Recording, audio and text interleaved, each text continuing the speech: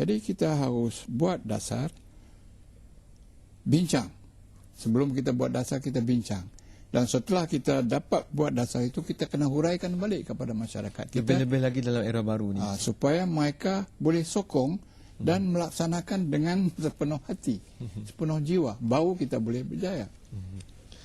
Maaf kerana telah meminjam fikiran Pak Kasim, pengalaman untuk isu-isu semasa dan sebagainya. Tapi saya tinggal seminit setengah lagi. Saya ingin balik secara langsung pada buku ini. Jadi kalau boleh saya petik satu je. Jalan pulang itu Pak Kasim. Pak Kasim kata Pak Kasim sudah menyumpai jalan pulang pada banyak jalan yang bercabang. Dalam masa 1 minit boleh Pak Kasim terangkan kepada penonton kita apakah jalan pulang dimaksudkan oleh Pak Kasim? Jalan pulang ini dari satu segi mudah saja. Sebab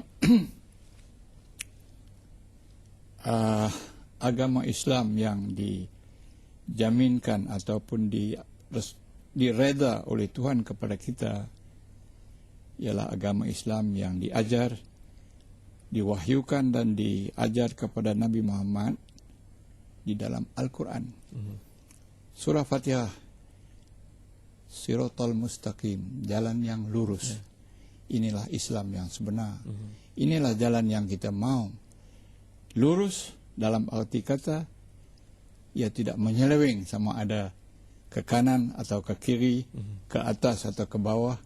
Jalan yang lurus yang merupakan jalan kebenaran, jalan yang memberi keadilan kepada masyarakat manusia, termasuk masyarakat Malaysia. Terima kasih banyak Pak Kasim Ahmad.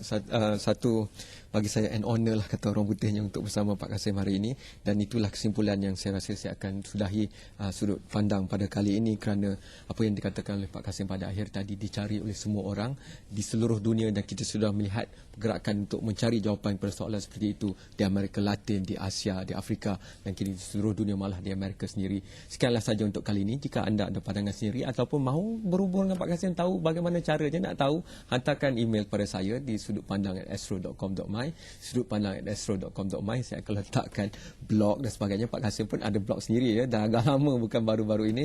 Dan sekianlah saja untuk kali ini. Terima kasih kerana telah bersama Sudut Pandang. Teruskan bersama Astro Awani, gerbang dunia kita.